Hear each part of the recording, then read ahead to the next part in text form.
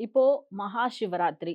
இது வந்து ரொம்ப யோகிகளுக்கு, ஞானிகளுக்கு, தவசீலர்களுக்கு எவ்வளவு முக்கியமான விஷயமோ, நம்மை போன்ற சாதாரணமாக இல்லறத்தில் ஈடுபடுவோருக்கும் அவ்வளவு முக்கியம். இந்த மாசி மாதம் வரக்கூடிய இந்த சூரியன் அப்படிங்கிறது வந்து ரொம்ப முக்கியமா ஒரு ஜாதகத்துல அந்த மாதிரி இருந்ததுன்னா, எப்படியாவது அவங்களுக்கு அரசாங்கத்தோட ஒரு தொடர்பு ஏற்பட்டுரும். ஏன்னு சொல்லுங்க? மாசி மாதம் அதாவது சனியினுடைய வீட்ல இருக்கக்கூடிய அந்த சூரியன் சிம்ம வீட்ட நேரடியா பார்வை செய்வார்.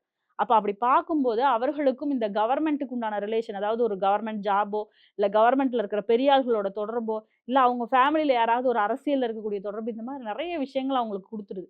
அதனால இந்த மாதிரியான ஒரு அமைப்புகள வந்து ஜாதக ரீதியாகவும் நம்ம எடுத்துட்டு போலாம். பிளஸ் அந்த அன்னைக்கு நமக்கு வந்து ஆன்ம பலத்தை அதிகரிக்க செய்யக்கூடிய நாள். நீங்க நார்மலா இருக்கிறத விட, அந்த அன்னைக்கு மாசி மாதம் வரக்கூடிய சிவராத்திரி அப்போ உங்களுடைய முதுகு தண்டுவடம் வந்து இயல்பாகவே மேலெழும்பக்கூடிய தன்மை. உங்களுக்குள்ள வந்து நீங்கள் யார் என்று உணரச் செய்யக்கூடிய தன்மைங்கிறது அங்க அதிகமா இருக்குங்கிறாங்க.